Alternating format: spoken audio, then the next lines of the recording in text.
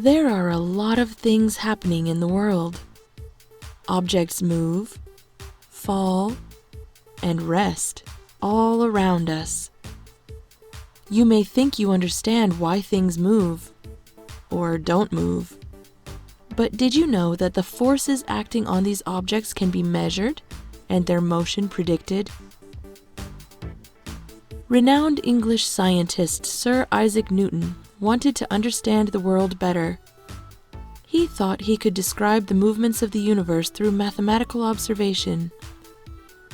In 1687, he published these observations in a book, which outlined his understanding of the laws of motion. These 3 laws of motion are still in use today and can help us understand the relationship between a body and the forces acting on it. Newton's first law of motion is often stated as, an object in motion will stay in motion, and an object at rest will stay at rest, unless acted upon by an outside force.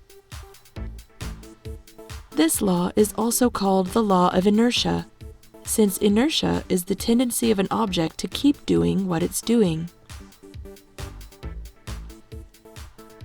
You have experienced Newton's first law if you have ever used a swing on a playground. In order to start swinging, you have to use a lot of force, but once you get going, it can be hard to stop. Here on Earth, there are some forces working on objects all the time. When you throw a ball upward, it doesn't keep going up forever because the force of gravity pulls it downward. Once it hits the ground, friction, or resistance caused by surfaces rubbing together, will eventually bring it to a stop. Newton's second law says that force is the product of mass times acceleration. Mass is the amount of matter, or stuff, in an object.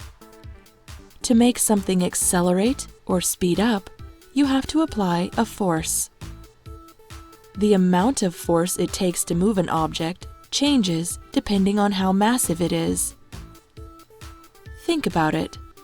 You would need more force to move a bowling ball than to move a beach ball of the same size.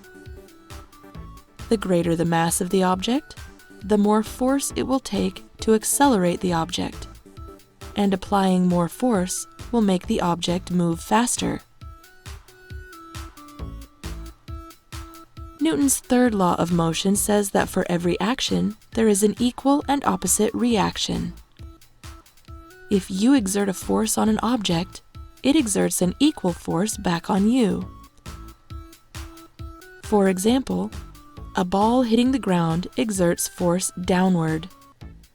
The floor exerts an equal force upward. This is the principle that allows rockets to launch, or jellyfish to swim. By exerting a force downward, an equal and opposite force pushes upward, and the object accelerates. We can also see the third law in action when birds fly. Their wings press down against the air. The air pushes up against their wings, allowing them to move upwards. Another good example of this law is skateboarding.